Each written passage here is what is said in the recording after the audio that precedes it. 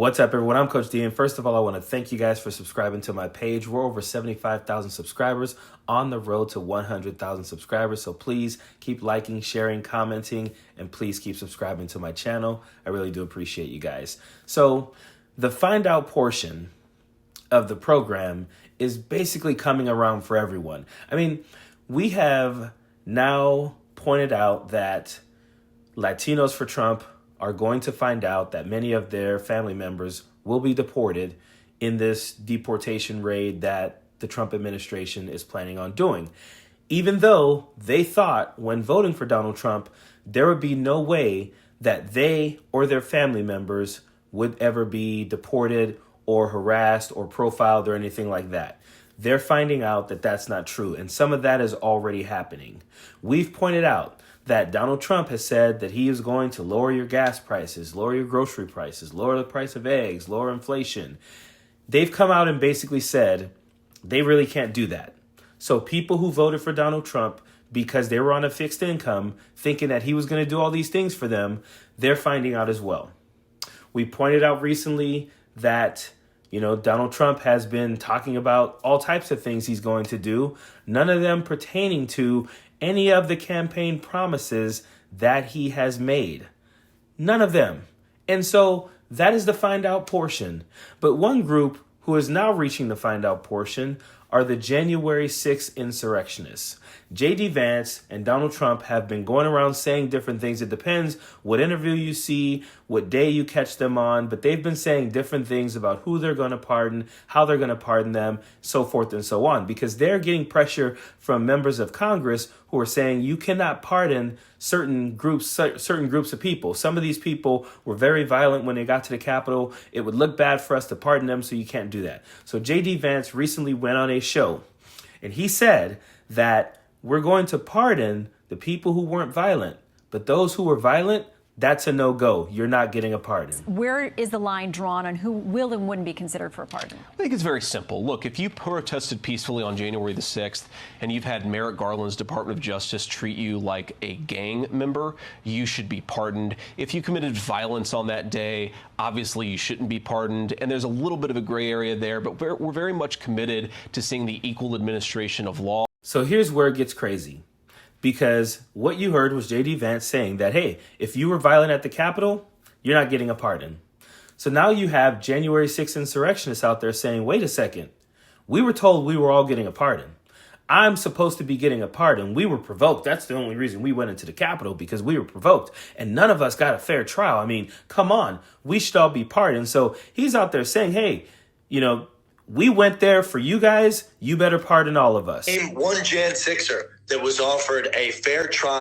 Name one Jan 6er that was offered a fair trial in Washington, D.C., or that was not selectively prosecuted by the corrupt federal prosecutor's office, the George Soros prosecutors that let the Antifa and Black Lives Matter and Hamas rioters go free while they hunted us down and used the DOJ to destroy our lives. So if you're going to start nitpicking between which Jan 6ers can stay and which ones can go home on day one, January 20th, in 8 days, then we're going to need answers into which one of us had a fair due process of law. Because as of right now, all of us have been railroaded in a two-tiered justice system, a persecution, a witch hunt. And I think the American people know that. And that's why they're calling out for every single Jan 6er to be pardoned. And did you notice what I noticed there? The guy was literally just rattling off all of the talking points that have been told to him by people like Marjorie Taylor Greene and J.D. Vance, Lauren Boebert, and Matt Gaetz. Listen, anyone who was violent during the riots in 2020 have been put in jail as well. Anyone who has been violent during any riots typically have been arrested and put in jail. This lie that all these people from BLM and Antifa, and now he's throwing in Hamas terrorists or whatever he's saying, are just going out and looting and stealing and being violent, and they haven't been arrested at all, is a lie. You can literally look it up. There are many people from those rallies back in 2020 who were arrested. And then he literally just says all of the buzzwords that Donald Trump uses anytime he's talking about, his convictions. It's a witch hunt. It's a two-tier justice system. It's the George Soros judges and lawyers. I mean, these people are so brainwashed. They're exactly like their leaders, J.D. Vance and Donald Trump. But here's where it's really crazy. Because after that video came out, there were other people out there who started to say things about this as well. And they were tweeting things or posting on X.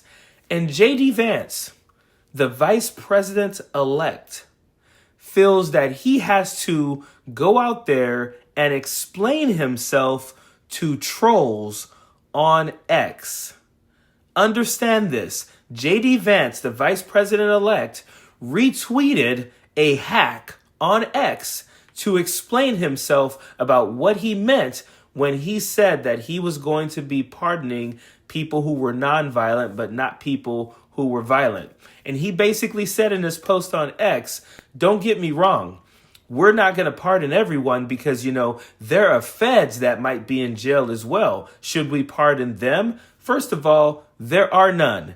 They've already come out and said there were no feds that infiltrated that crowd or definitely are not in jail right now. They said that there were some confidential informants or people who had been confidential informants for the feds who were there on their own. They weren't asked to be there. They were not a part of the federal government when they were there. And again, they were confidential informants. They were not sworn FBI agents or anything like that.